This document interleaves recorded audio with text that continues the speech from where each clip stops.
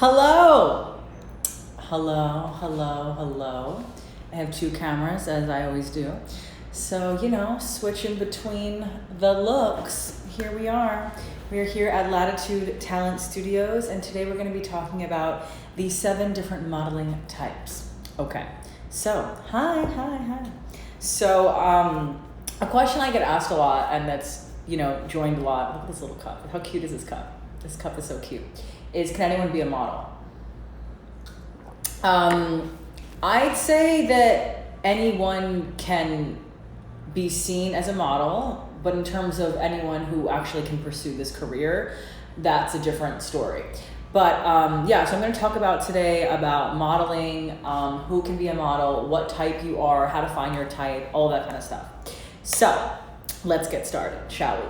So today we're going to be talking about 7 different modeling types. I want to talk all about inclusivity, diversity, how things are changing in the industry, very important. You can be 5'11" and a size 0. You can also not be 5'11" and a size 0. You can be a size 10, 8, 6, 5'1", a person with disabilities, a person who's transgender, a person who's a bodybuilder, a person who's lean. It really just depends on what kind of market you want to go on and all of those kind of things. So let's get into it. So there's going to be different kinds of modeling types. You don't have to take notes. If you want, you can, but I will be showing this on the YouTube channel of Latitude, so you'll be tuned in, if anything. But first things first, there is the fit model, F-I-T, kind of like fitness, but not, just the word fit, that's why I said that.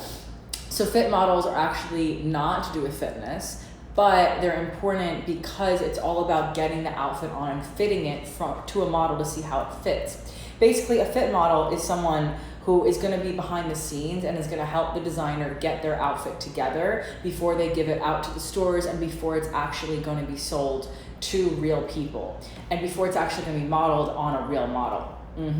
So I'm going to talk about that. So a fit model would be someone, okay, so let's say Nike is coming out with a new sports bra that is different because it has padding, yet it's still supportive and it can fit all different cup sizes. So that's an example that I'm just making up right now for Nike, sports brand, as we know.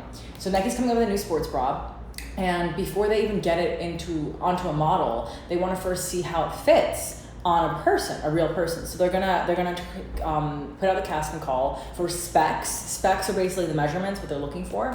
So they're gonna put out the spec and they're gonna be like, okay, I need someone with a 28 waist, a 34 hip, and a 36 bust, who's this height and who is this gender. So they're gonna do that, and then they're gonna call in the models, and the model's literally gonna go in basically for a fitting or a tailoring, and it's basically just to see how the clothes or the outfit or the piece looks on a real human instead of a mannequin like they've been working on, or the muslin or whatever they're working on in the design place. So that's fit modeling. Anybody can do fit modeling as long as you fit the specs, of course. And fit modeling, you don't really take any photos that are going to go anywhere. It's not necessarily going to be something where you're going to use it on your portfolio. It's literally just going to be for you. For the designer, and you're just going to be there to help. Sirens, we are in New York. Don't we love it? Are they done yet? No, they're not done. Anyway, today it's really nice out. It's like 87 degrees, which is like crazy because it's like, it's May, but I'm excited for it. I like warm weather. So that's a fit model. Lots of behind the scenes, tailoring, new designs, all that kind of stuff. That's one type. Now we're going to move to the other type. So the other type I'd say would be plus size. And I'm sure you've heard this very often. It's really blowing up right now in the industry. Has been blowing up for the past few years, but most recently has been getting more traction. So plus size actually is pretty diverse in terms of what you're looking for and who considers to be plus size. It can actually be size 6, believe it or not, or it can be size 8, size 10, size 12. It just depends on who the clientele is. And it could be seen as curvy or slim, thick. There's many different word choices that are used in the breakdowns for plus size. And for plus size, you don't actually have to be a certain height, which is nice. Like the whole idea of models only being 5'11" and a size 0 is actually not true at all. I'm going to talk about which models are that type. But in terms of plus size, It is diverse and it's growing. If anyone saw the Savage X Fenty fashion show that Rihanna did on Amazon, she had 2 for the past 2 years. It's all about lingerie and it's all about inclusivity. She includes women with disabilities, men, drag queens, people who are size 0 and 5'11", and then women and men and people who are size like 12 and up, which is amazing. And it's really comforting to see. The whole idea of plus size blowing up in the industry right now has actually directly influenced a lot of designers. Like, for example, Victoria's Secret no longer had a fashion show, and they're not actually gonna have one ever again, supposedly, which is really crazy to think about because they're a company who's been in the industry for many, many, many years, but because of cancel culture and because of people wanting diversity and wanting to see people of their own making, because the average woman in America is not a size 0, 5'11", the average woman is actually like, I think a size 10 or 12 if you really look at the specs, like the demographic of what country we're living in. And it's interesting because Victoria's Secret canceled their fashion show, and that means they're not going to have as much marketing and as much modeling. And on top of that, for the first time ever, last year, Victoria's Secret has now finally included women who are not a size 0 and 5'11". And honestly, like, as someone who's not size 0 and 5'11", I was very happy to see that. They're on the boards, they're on the mailings, they're in the store, in the photos. They're having diverse casting, all different colors: black, brown, Indian, white, Hispanic, Native American, tall, skinny, not, different models. And I think it's awesome because the industry is changing for the better. It feels like it's changing fast if you're not in the industry, but if you're in the industry, it still feels pretty slow, I'm not gonna lie. But it is happening, you know, with time. Things are happening as we see, like in the past year, a lot of racism and other things have been brought to light, and it's actually impacted the industry for the better, in my opinion, which is awesome. So plus size is anyone who is basically a size 6 and up, depending on who you ask, the clientele. You'll see plus size, or they'll literally write the size in the breakdown, which is really good because you can be like, oh, am I that size? And I know sizing is kind of tricky because literally if you go to different stores, you could be a different size. Like, I wear a size small in some stores and a size medium and then a size large in other stores. And I'm just like, who is deciding these sizes? It makes no sense. But that's where your measurements are very important, and keeping up to date with your measurements is super, super, super important. Like, you're supposed to keep your size card or size chart, as they call it, on Actors Access or on Casting Networks or on Backstage. It's where you put your measurements. Every 6 months you should update that because, you know, your body's going to change. You know, in the summertime you might be thinner, then in the winter when you're eating heavier foods you're not as active. It really just depends. Or if you recently had a weight gain or weight loss, you do need to reflect that in your casting, because as we know, in the modeling and acting world, you are your tool, you are your body. You are selling your body and your face, and this is your market. Like, as I always say, like, if I work at Staples and I'm selling pens, my product are pens. But if I'm an actor and model, my product is me, my personality, my body, my voice, my soul, all of that. So please be mindful of that. 1 second, let me check this one camera. It looks like it hasn't been on.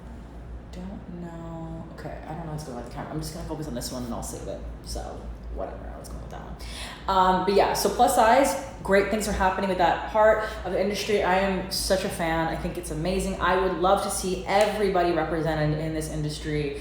I think it's kind of crazy to think that we only show one group of people in this industry, and I just don't understand how that's like okay, because it doesn't make sense. Because I actually gave a speech last month about racism, and I was talking about how can people expect themselves to be successful and expect themselves to be told they can be successful if they're not seeing themselves represented in the media, right? If I am a 4-year-old, if I'm like an 8-year-old little girl and I say I want to do something and I never see any, if I want to be a doctor, right? But I never see any women doctors, then that's a problem, and that's going to make me think then I can't be a doctor necessarily. Maybe it might, because like, if I want to pursue a career yet I'm not seeing myself represented, it's going to make it harder for me.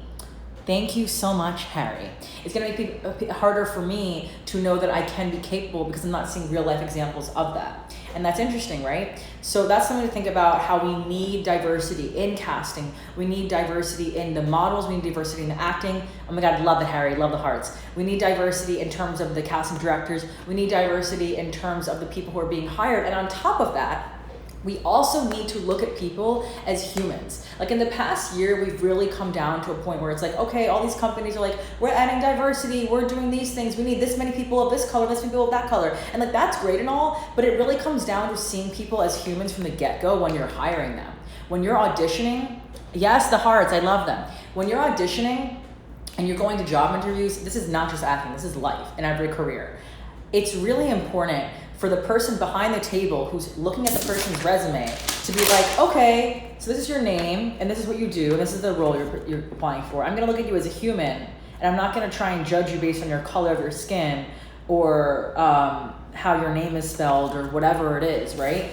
And I think that seeps into every part of the world we're living in, but more importantly, in the casting world. Like, I need to see diversity, and it's a really big deal, like, that things are actually changing, and it makes me really happy, but also like this should have been happening for years. But it's good because it is happening now, and that is a positive. So we're gonna focus on the positive and we're gonna look forward. I'm gonna move my camera because it is annoying. 1 second. Please hold. Oh my God, this is, all right. We love tripods. Sometimes we do, sometimes we don't. Okay, are we there? Are we alive? Here we are. Get this in there. All right, it's a little crooked, but you can still see me. Thank you so much. Please DM me any questions you have or write them in the chat right now. If you have any questions, I'm very much looking forward to answering them. I'm trying to start on this other phone. This live is being really annoying, but we're gonna keep going, so too bad. All right, we're just gonna keep going. This is just gonna be a side view. We're gonna have a side camera. All right, so we're gonna have a side camera, and that's fine. Okay, so anyway, so yeah, plus size. All right, now on top of this conversation, this actually goes all along with what I'm talking about, is trans models. Trans models, yes, you have opportunities, yes, you're important, and yes, you should be represented, and yes, you should be counted. I really hate that, not until the past, like maybe like 30 years, has it been okay to be different in terms of your identity, your gender, your race, your size, all of these kinds of things. So, I think it's really important to see people for who they are, meaning to see people as humans and not to see them as their one identity, because that actually hurts people more than it helps them. I mean, it can help them in terms of like, okay, well, we want to see every single person represented, so we need this many people of this different color, but in the way that we need to see people as humans and not just see them as their one race and one identity, because we have more in common than we do. What unites us is greater than what divides us, is a quote that I really like to live by and say a lot in this crazy world we live in. So, all right, so yes, so trans models, people are asking, I have a question, trans models do have the same opportunities. So actually, hello guys, I had to move the camera, so it's a little weird, but whatever, I'm looking over here. So trans models have a lot of opportunities, and I've actually seen trans blow up in the past few years. Actually, very recently, in the past this year, I've seen a lot of trans casting happening, which I think is amazing. Obviously, we need to see everybody represented, and we don't want anyone to feel left out. So there are the same opportunities, and actually I would beg to say that there might be even more compared to heteronormative people right now. So stay tuned, don't give up, keep applying. And I always talk about this, I have a whole webinar where I talked about this before, about creating your own work. Like, it's so important. If no one's gonna cast you, you need to cast yourself. You need to get comfortable creating your own work. You need to get your ring lights, you need to get your tripods, you need to get your camera, you need to get everything together, because guess what? No one's gonna advocate for you as much as you're gonna advocate for yourself, because in this industry, you don't have a boss. You don't work as a secretary and you work in an office and your boss is the person who's the CEO of the company. Because in this industry, you're the CEO of your own company. So you need to get it together, and you need to be your best friend, be your best advocate, be your best teacher, be your best boss, and be all the best things you can be, because you are your own business owner. You are an entrepreneur, just like someone who is gonna be talking to Gary Vee, okay? You are doing it all, and you need to make sure that you have your materials together.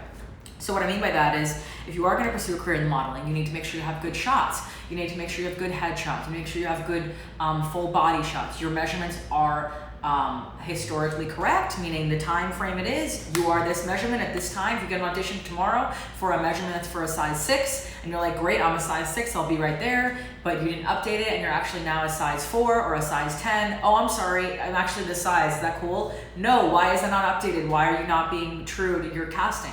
That makes you look bad and people are not gonna work with you. So you need to make sure you're keeping things up to date and you're being true to yourself, because honestly, dishonesty of trying to fit in one size is literally not gonna help you. It's actually gonna hurt you. So stop trying to worry about being this 5'11", size 0, blonde, blue-eyed model, because that is still in, obviously, but it is expanding. So be yourself and be true to your measurements and yourself, and make sure you're being honest of who you are when it comes to applying for gigs in terms of the modeling world. Also, in terms of creating your own work, like I just had a great photo shoot literally like 3 weeks ago. This is hard to believe. I can't even believe that this happened. On FaceTime. I know, like what? Crazy. So this photographer found me on Instagram through a hashtag when I put up a modeling photo, and I used like NYC model, model New York model, whatever the hashtag was. I put it up. I mean, I do a lot of hashtags, so I can't keep track. Hello, Harry. I put up a hashtag, and this photographer in the country, Georgia, in the Middle East, literally contacted me and was like, hey, I would love to do, yes, opportunities. I would love to do a photo shoot with you. And I was like, that's amazing, but you don't live here. How are we gonna do this? And he was like, oh, I've been doing a lot of FaceTime photo shoots. And I was like, what? FaceTime photo shoots? And he was like, yes. And I was like, how does that work? And he was like, well, what we do is you are in your area, wherever you wanna be. We'll have like a few different looks. And honestly, I'm just gonna screenshot and you're gonna pose in front of your own phone and we're gonna FaceTime. And I was like, I do have a friend who did that. And it was really interesting because I didn't really see the images that came out from her, but I just got the images back like literally this morning of how they looked. And honestly, I am blown away because they look like they were taken from an actual like photo, like an actual camera, and an actual photographer was there IRL in real life 3D seeing me, and yet I never met this dude. And I was like, wow, this image looks really good. I'm actually gonna upload the image this week or next week, so if you wanna see it, you can DM me or just follow me, whatever. But I was just really surprised because there's a lot of opportunities happening right now, and if I didn't use that hashtag, he might not have found me. And he DM'd me and he's like, hey, I would love to work with you. And I was like, okay, this is trade for print, meaning not paying, there's no money involved. Trading for print, meaning I am giving him me as the model, he's getting experience for his portfolio, I'm getting photos for my portfolio, so we're trading for print. That's what that means. Hello, Nikki. So, as I was saying, for modeling, there's so many opportunities out there. You got to put yourself out there. Use hashtags. Don't forget to be diverse. If you are a trans model, if you are a plus size model, if you are ethnically ambiguous, if you are a black model, if you are an AAPI model, BIPOC, whatever, use those hashtags because people actually are following hashtags. I think a lot of people do know this, but in case you don't know, a lot of times on social media now, people are looking and following hashtags. So I'm not gonna lie, I literally have had a lot of great opportunities come to me from Instagram from using hashtags and being found that way and actually checking my messages and responding to people in a timely fashion.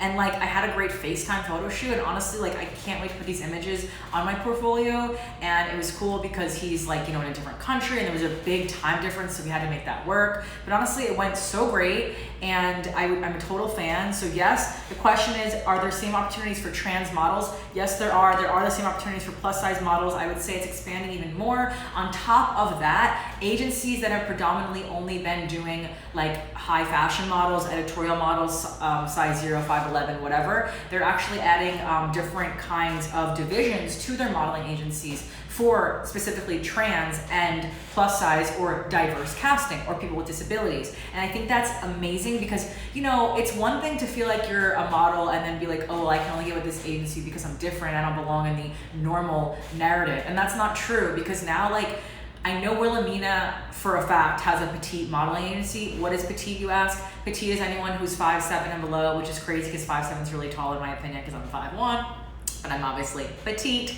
So they're adding diversity, they're adding different divisions of their agencies for models who are different, and that is amazing. You can still be with high fashion modeling agencies that are looking at you as regular, real, typical professional models. You don't have to be like, oh, what kind of model are you? Oh, I'm this. No, you should be proud to say that you're a trans model. You should be proud to say you're a plus size model. You should be proud to say that you're a trans model. You should be proud to say that you're a fit model, petite model, whatever it is. The thing about this whole thing that it comes down to is you have to own it, and you really need to be confident. Like, if you're an actor and you're also waiting tables, if someone asks you what you do for a living, I don't want to hear that you wait tables. No. I want to hear that you're an actor, period. And if someone has the nerve to ask you, so what do you really do? Then you say, oh, well, I do have a survival job and I wait tables.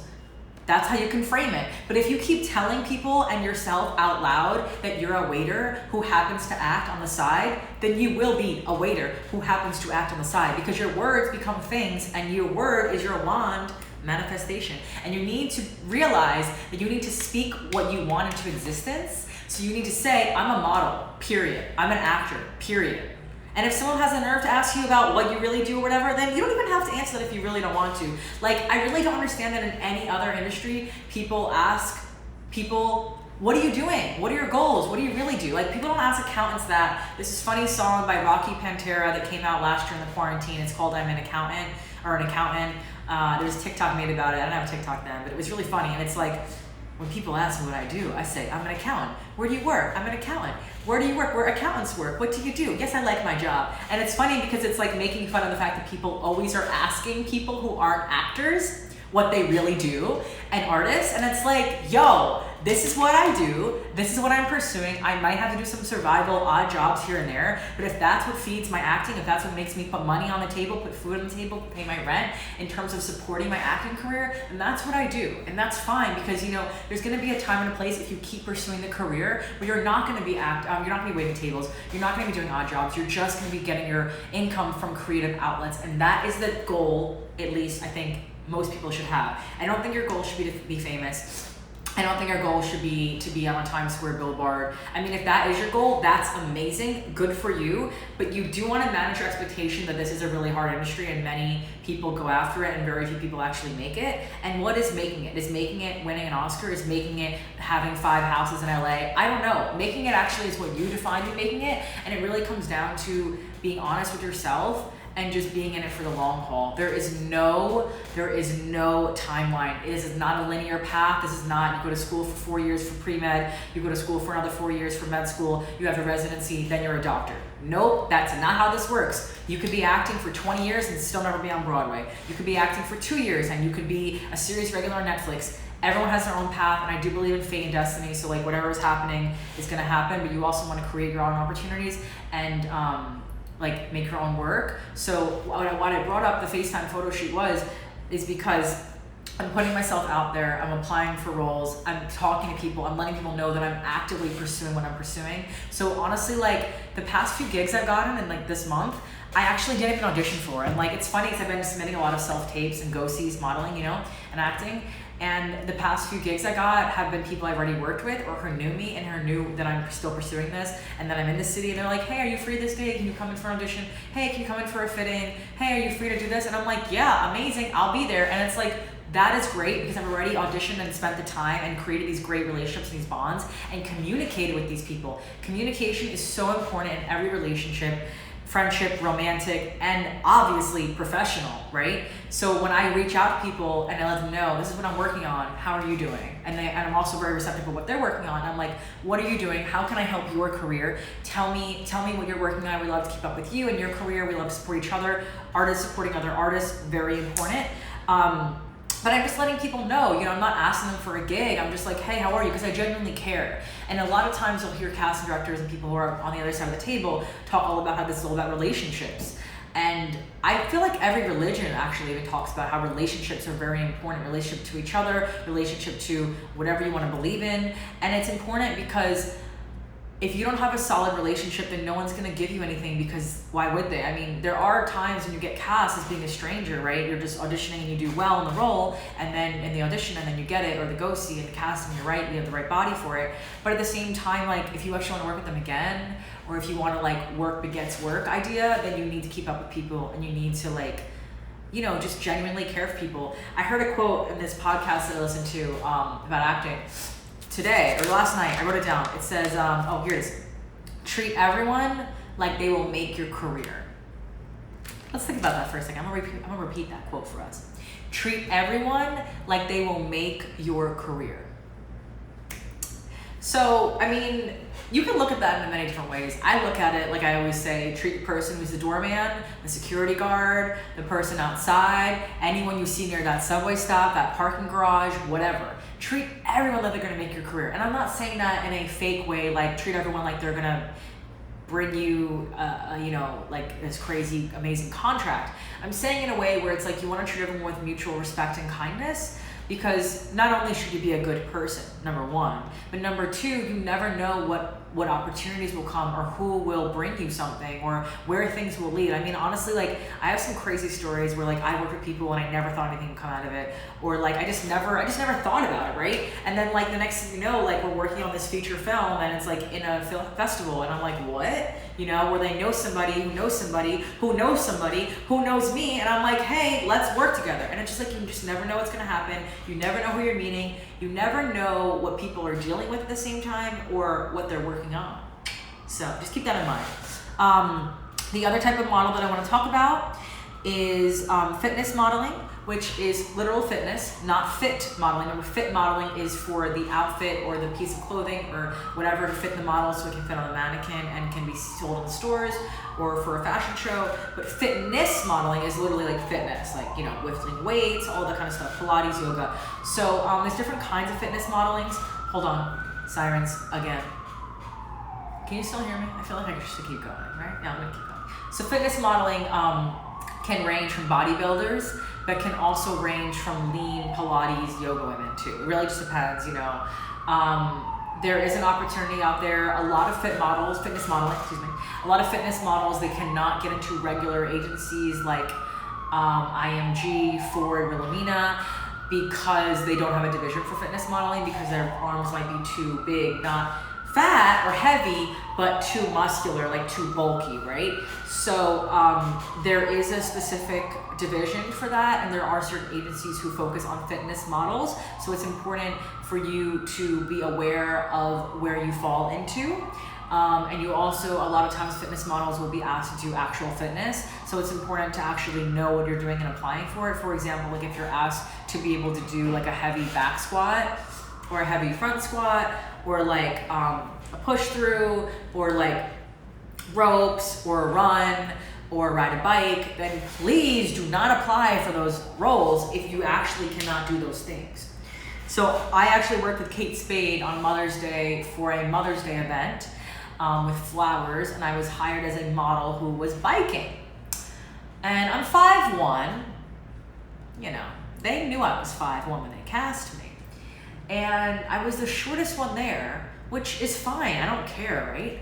But when I got the bike was so tall. And I was like, yo, we gotta lower this bike. I'm 5'1", I can't even get my leg on it. And they were like, okay, no problem, we're gonna lower it. They lowered it to the bottom, the lowest it could go. And I still could not get on the bike. I was still too little. I had to use both of my arms to pick my leg up to get it down, and I could not balance because I had no way to get close to the ground to stop the bike. We were delivering flowers as models in these like cool little white jumpsuits. But the point is that had nothing to do with me. So that wasn't my fault. I still got paid, I still worked the event, it was great, just a bike. I used a city bike instead. But the point is that that's actually on them, the casting people who made a mistake, who did not look at the size of the bikes and the size of the models, and they should have matched me up. Of course, we made it work, and I was very flexible and, you know, like cool with collaborating, whatever.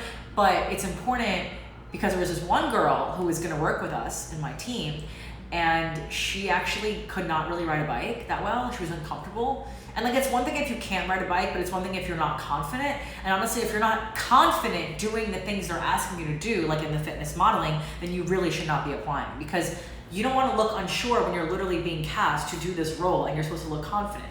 They're not looking for someone to be a meek, weak person to do a squat for a fitness modeling gig. They're looking for someone who's confident doing their squat. If you're unsure, hesitant, do not apply.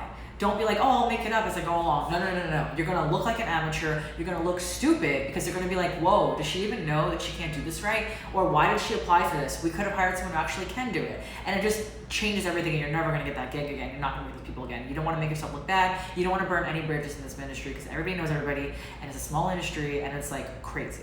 So, that wasn't on me that they did not get the right bike for me, but that wasn't my fault, and I still was there, so whatever. So the point is that she should have applied for the role. They should have looked at me a little more carefully, but it all worked out, so it was fun.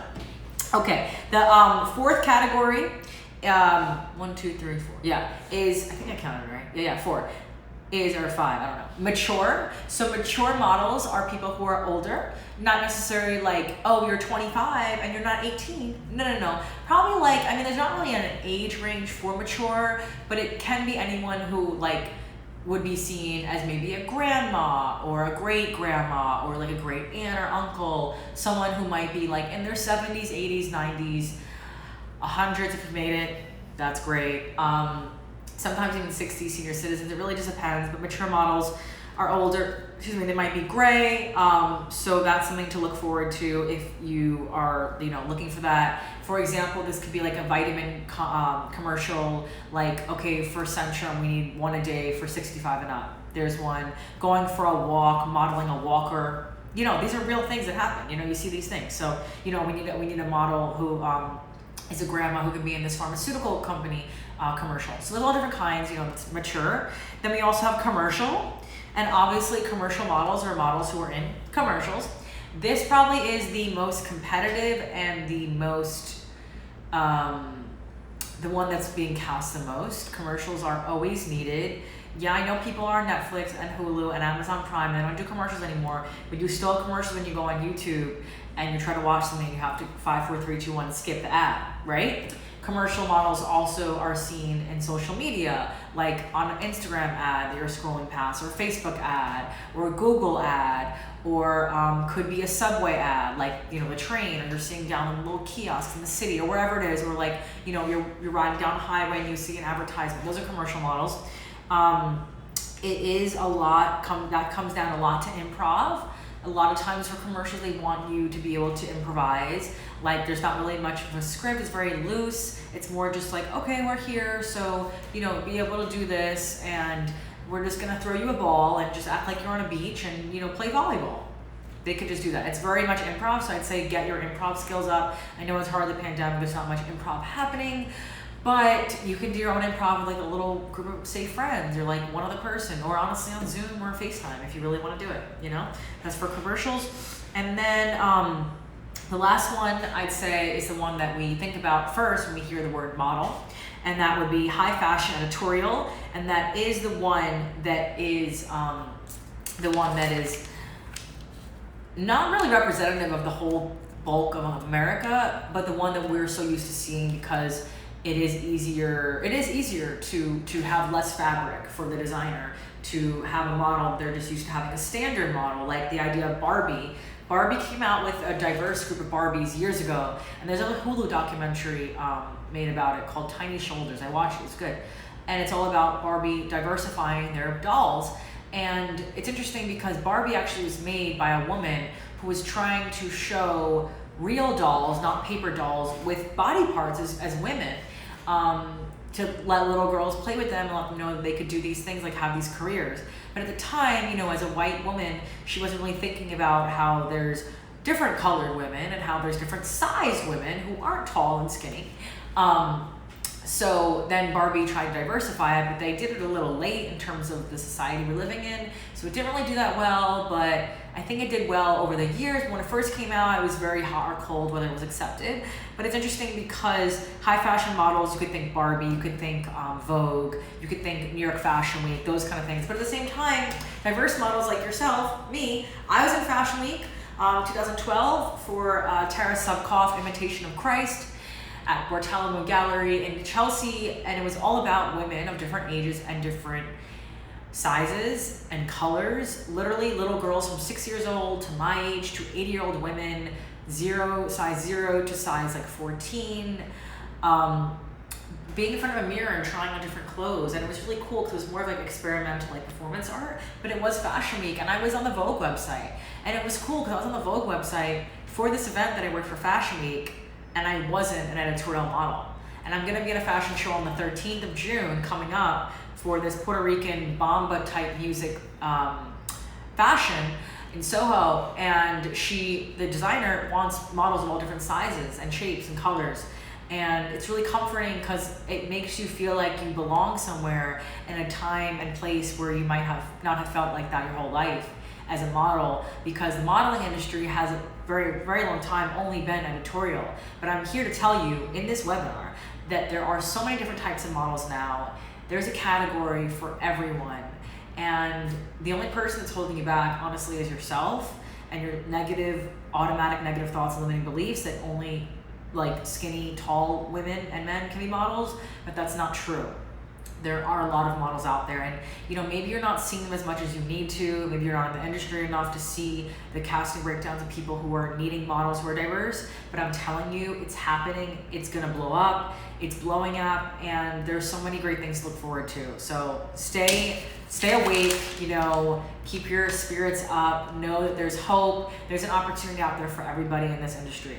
And, I don't like the idea that like we have a scarcity mindset, like, oh my God, I have to be really competitive. I have to hate my friends because they're going off the same roles. No, we need to adopt an abundance mindset. Like there's enough work to go around for everybody. If everybody is willing to put in the work and actually persevere in this crazy career. Let me see what else I wrote on here. How to figure out your type. That's a great question. How to figure out your type? Well, obviously listen to everything I said, see if you fit in any of them. And if you don't, we can talk more. So, just see where you blend in when you're reading the breakdowns, when you're reading the casting calls. See, do I fit in that? Does that fit me? Can I see myself doing that? Would I believe it if I saw myself in this actual ad, commercial, runway, whatever it is? Ask yourself questions. Try to put yourself on the other side of the table or as a regular consumer and just say, would I believe it? Am I believable as someone who's drinking Minute Maid as a mom? I'm in a Minute Maid commercial, so I brought that up. Okay, so believe in yourself. I said that. Know your type. Yes. Take photos, have photo shoots with your friends, photographers on FaceTime, who knew? Videos, make your own projects, trust your friends to take pictures of you, the ones who are actually good at taking pictures. Don't ask someone on the street who you don't know, who doesn't have that millennial type vibe. Keep in touch, make those relationships strong. And I really like the quote, I'll say it again, treat everyone like they're gonna make your career. So just to sum it all up, I'll go over the last modeling types we have: fit, plus size, trans, fitness, mature, commercial, and high fashion / editorial. All right, that's the end of our webinar. Thanks for tuning in. My name is Sophia Gutchinov. I am on Latitude's Instagram, website, and you can follow me on my name, which is Sophia Gutchinov, and I will put my picture up in the story. If you have any questions, you can DM me and follow me.